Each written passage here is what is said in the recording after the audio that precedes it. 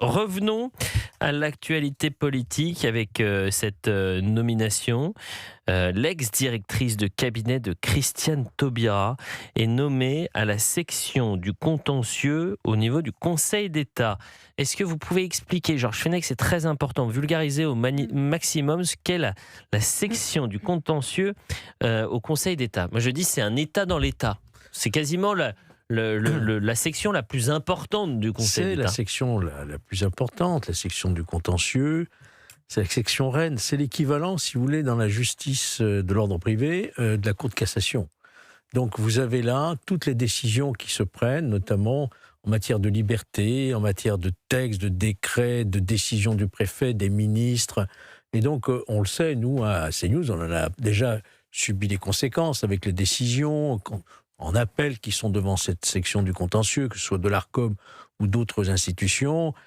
C'est une section qui est déterminante dans le fonctionnement même des pouvoirs et qui peut être un véritable contre-pouvoir à une prochaine majorité. Et d'ailleurs, il ne faut pas être dupe, cette nomination, elle intervient quelques mois avant l'élection présidentielle.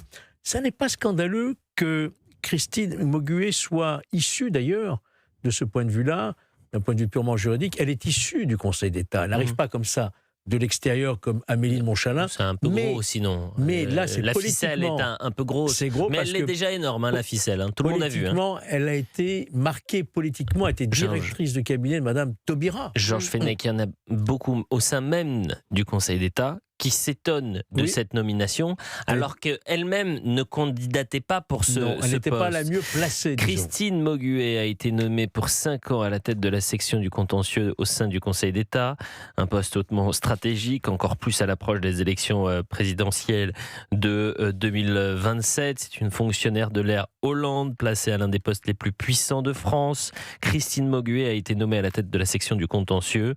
La fonctionnaire a exercé de mars 2013 à avril 2014 en tant que directrice de cabinet de Christiane Taubira. Voilà où on en est. Mais je vais sortir les recasages. Aujourd'hui, vous avez prévu. Monsieur Ferrand, exactement. Conseil constitutionnel. Donc là, Madame ça c'est vraiment un très proche. Conseil d'État. La Cour des comptes, Amélie de Montchalin, la Banque de France. Donc tous les postes stratégiques sont en train d'être maillés, c'est ça? Oui. Non mais c'est très grave alors. Stratégiques et institutionnels et judiciaires, de l'ordre judiciaire privé, administratif ou financier, sont trustés. Oui, ça s'appelle la politique des dépouilles. Allez, je vous l'ai fait. Système. Je vous fais la liste. Je vous fais une liste non exhaustive parce qu'il faut aussi aller voir dans l'état profond les préfectures, les sous-préfectures, tous les hauts fonctionnaires qui ont été remplacés ces derniers mois. C'est un sujet absolument passionnant parce que c'est une sorte de muselage de l'État, la machine de l'État qui est mise en place à 1 an de la présidentielle. Georges Fenech, bien sûr. Que les auditeurs comprennent bien, ils peuvent se dire, mais enfin, quand il y aura une nouvelle majorité, ils vont changer tout ça. Mais non, ce sont des postes qui ont un statut protecteur, qui est le statut de l'inamovibilité pendant 5 ans. À partir du moment où ils sont nommés, on ne peut plus les retirer de ces fonctions, on ne peut plus les muter ailleurs. Ils sont intouchables. Et donc, ils seront de véritables contre-pouvoirs. Et ça dure 5 ans. Richard Ferrand, Conseil constitutionnel, qui est un des premiers marcheurs de la première heure, très proche d'Emmanuel Macron. Jacqueline Gouraud, qui est elle aussi au Conseil constitutionnel, nommée par le président. Véronique Malbec, là aussi au Conseil constitutionnel, ancienne directrice de cabinet du ministre de la Justice Éric Dupond-Moretti. Amélie de Montchalin à la Cour des comptes, qui était ministre de la Transformation publique puis ministre des Comptes publics, qui était là aussi une très proche d'Emmanuel Macron. Emmanuel Moulin à la Banque de France, ancien directeur de cabinet de Bruno Le Maire, ancien secrétaire général de l'Élysée. Marc Guillaume au Conseil d'État, qui a proposé Madame Maugué. Christophe Béchu, souvent cité dans les débats sur le recasage, même s'il ne s'agit pas d'une nomination institutionnelle. Il est promu au gouvernement, car régulièrement évoqué comme illustration de la faible sanction politique de la défaite électorale. Pape Ndiaye, souvenez-vous, les recasages, recasés comme ambassadeur du Conseil de l'Europe. Clément Beaune, battu aux législatives 2024, qu'est-ce qu'il est devenu? Haut commissaire au plan. Non, mais attendez, concrètement, qu'est-ce que ça veut dire? quand il y aura une prochaine majorité, imaginons qu'ils veuillent, et c'est ce qu'ils annoncent, réformer, par exemple, le droit des étrangers et contenir l'immigration. Qui va réformer qui va examiner la constitutionnalité de ces lois? D'ailleurs, le Conseil constitutionnel a déjà, avec M. Ferrand, censuré notamment la proposition de loi de M. Retailleau quand il était sénateur. Donc voilà, on a vraiment toutes ces fonctions qui sont en place pour dire, tenez-vous bien, la seule solution sera le référendum.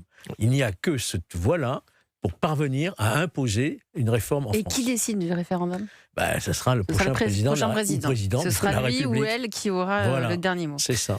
On revient dans quelques instants, enfin du moins je le dis aux éditeurs, mais si vous souhaitez réagir à partir de 17h, on parlera de l'Assemblée nationale puisqu'il y a eu une sorte d'union des gauches pour s'opposer à la perpétuité pour les violeurs d'enfants. C'est un sujet hautement sensible, c'est un sujet qui a scandalisé là aussi les Français avec des déclarations, je vous proposerai la déclaration d'Éric Coquerel à ce sujet, c'était hier, qui parle de réinsertion pour les violeurs de bébés. Donc si vous souhaitez réagir, un numéro 01 80 20 39 21. Quelques secondes juste avant une courte pause pour parler d'un autre sujet. Georges Fenech, c'est la fin des avantages des anciens premiers ministres. Pourquoi ça traîne encore ? Visiblement, il y a quelques ministres ou anciens premiers ministres qui gardent des avantages. Oui. J'ai vu Édith Cresson, par exemple. Monsieur Raffarin, ça vous choque? Alors, il y aurait des motivations qui ne seraient plus donc liées aux anciennes fonctions, parce que ça s'applique à tous les anciens premiers ministres, ou anciens présidents de la République d'ailleurs. C'est des questions très particulières et individuelles qui relèvent de l'humanitaire, ce que j'ai entendu dire, notamment en ce qui concerne Madame Édith Cresson, qui a besoin de prendre un peu de temps pour s'organiser, ou alors des questions de sécurité, parce que les anciens premiers ministres peuvent aussi faire l'objet de menaces, et donc il y a un dispositif pour avoir une protection rapprochée, comme pour tout citoyen, les anciens premiers ministres pourront en bénéficier.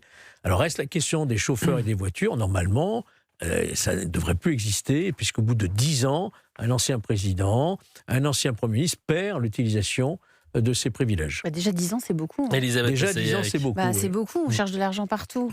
Si on commençait par économiser par ça. Je crois qu'on sera en direct avec Caïs dans quelques instants, qui est un auditeur qui nous appelle depuis la Manche. Mais le temps file, il file tellement vite que c'est le moment de la pause. Et vraiment, à partir de 17h, je voulais traiter ce sujet en longueur avec vous, parce que c'est un sujet ô combien important. On va parler des enfants, de la protection de nos enfants, des condamnations pour les bourreaux de nos enfants, c'est pédocriminel, et savoir quelles sanctions pour un multirécidiviste. Est-ce qu'on doit imaginer la réinsertion pour un violeur de bébé? Vous me dites ça va pas, mais sauf que c'est Éric Coquerel qui l'a annoncé hier, en tous les cas, envisagé. On écoutera tout cela dans quelques instants. Il est 16h56.